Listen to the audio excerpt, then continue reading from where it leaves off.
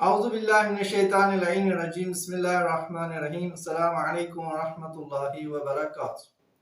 عزیزان، اللہ آپ کو سلامت رکھے۔ جیسا کہ آپ جانتے ہیں کہ ہم قرآن کریم کا اعجاز اور اس کے کلام کی فصاحت و بلاغت بیان کر کے حقیقی معنی اور کلمات کا صحیح استعمال سمجھنے کی کوشش کر رہے ہیں۔ تو انشاءاللہ آج بھی ہم حسب موضوع قرآن کریم میں استعمال ہوئے دو کلمات انشاءاللہ اور باذن اللہ کے معنی بیان کریں گے، اور یہ بھی سمجھیں گے کہ انشاءاللہ کہاں پر استعمال کرنا چاہیے اور باذن اللہ کہاں پر کہنا چاہیے،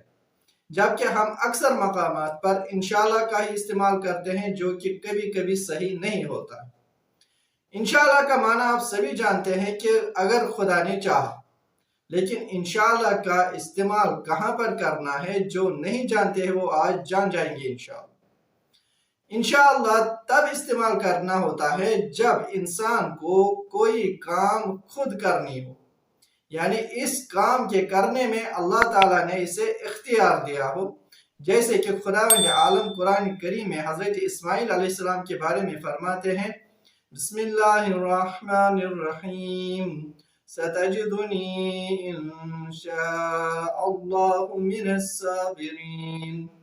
یعنی جب حضرت اسماعیل علیہ السلام کو اپنے والد ماجد حضرت ابراہیم علیہ السلام نے کہا کہ اے میرے بیٹے،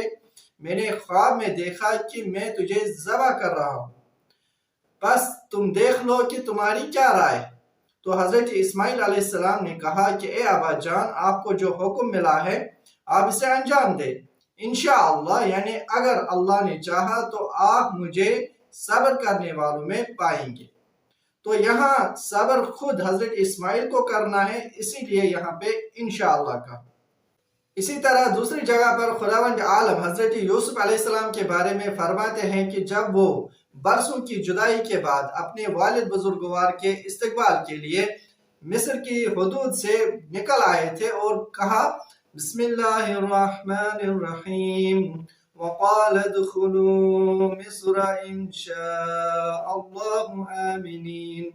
یعنی جب یہ لوگ حضرت یوسف علیہ السلام کے پاس پہنچے تو حضرت یوسف علیہ السلام نے اپنے والدین کو اپنے ساتھ بٹھایا اور کہا کہ انشاءاللہ امن کے ساتھ مصر میں داخل ہو جاؤ۔ تو یہاں بھی داخل ہونا ان کے اختیار میں ہے، اسی لیے انشاءاللہ کا۔ البتہ باذن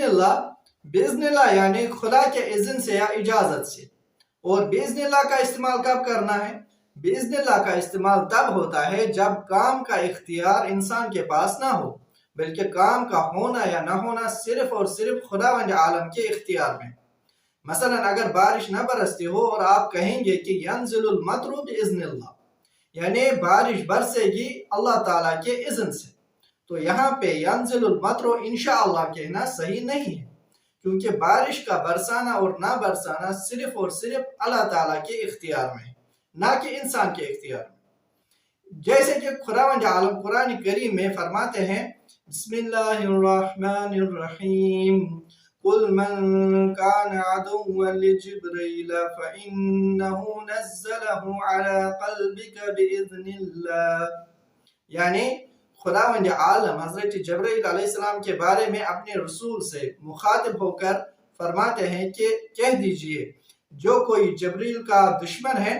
وہ یہ جان دے کہ اس نے تو اس قرآن کریم کو باذن خدا آپ کے قلب پر نازل کیا۔ تو قرآن کا نازل کرنا صرف اور صرف خدا کے اختیار میں ہے، نہ کہ جبرائیل کے اختیار۔ لیکن ایک آیت میں کلام خدا میں تعجب ہوتا ہے اور ایک سوال پیدا ہوتا ہے کہ جس میں خداوند عالم فرماتے ہیں بسم اللہ الرحمن الرحیم کم من فئۃ قلیلۃ غلبت فئۃ کثیرۃ باذن اللہ، یعنی بسا اوقات ایک چھوٹی جماعت نے خدا کے اذن سے بڑی جماعت پر فتح حاصل کی۔ تو اس آیت میں سوال یہ پیدا ہوتا ہے کہ اس آیت میں خداوند عالم نے انشاءاللہ کیوں نہیں کہا، جبکہ اسی چھوٹی جماعت نے فوج تیار کی، جنگ کا سامان تیار کیا اور خود جنگ کی، تو کام جب ان کے اختیار میں تھا اور انہوں نے خود کی، لیکن خدا نے پھر بھی باذن اللہ کیوں کہا؟ کیونکہ عقل کہتی ہے کہ یہ چھوٹی جماعت ہار جائے گی، لیکن چونکہ ان کی نیت خالص صرف اور صرف اللہ تعالیٰ کے لیے تھی اور دین اسلام کے پرچم کے تلے جنگ کی، تو اللہ تعالیٰ نے ان کی نصرت فرمائی اور بِإِذْنِ اللہ کہہ کر یہ واضح بیان فرمایا کہ کامیابی تمہاری تعداد میں نہیں ہے اور نہ ہی تمہارے ساز و سامان میں، بلکہ کامیابی صرف اور صرف اللہ تعالیٰ کے اذن سے ہی حاصل ہوگی، جس میں انسان کا کوئی اختیار نہیں۔ تو مختصر یہ کہ جب کسی کام میں تمہارا اختیار ہو تو انشاءاللہ کہیں گے، مثلا میں کالج جاؤں گا انشاءاللہ، میں دعوت پہ جاؤں گا انشاءاللہ وغیرہ۔ البتہ جب کسی کام میں تمہارا اختیار نہ ہو تو بِإِذْنِ اللہ کہیں گے، مثلا اللہ تعالیٰ یہ وبا دور فرمائے بِإِذْنِ اللہ، اللہ تعالیٰ آپ کو شفا بخشے بِإِذْنِ اللہ، کیونکہ یہ سب خداوند عالم کے اختیار میں ہے، نہ کہ انسان کے اختیار۔ تو امید ہے انشاءاللہ آپ کو یہ ادنا سی کوشش پسند آئی ہوگی، اور آئے گی بھی کیوں نہیں، کیونکہ کلام ایک خدا ہے جس کے بغیر انسان صحیح راستے پر کبھی نہیں آ سکتا، چاہے وہ اس کے بغیر دنیا کی تمام کتابیں حفظ ہی کیوں نہ کر لے۔ لہٰذا قرآن کریم سے مانوس ہو جائے تاکہ آپ کو اس کی لطافت کا احساس ہوگا۔ اللہ تعالیٰ آپ سب کو اپنے حفظ و امان میں رکھے۔ چینل کو سبسکرائب اور ویڈیو کو لائک اور شیئر کرنا ہرگز نہ بھولیں۔ الحمدللہ رب العالمین۔ السلام علیکم ورحمۃ اللہ وبرکاتہ۔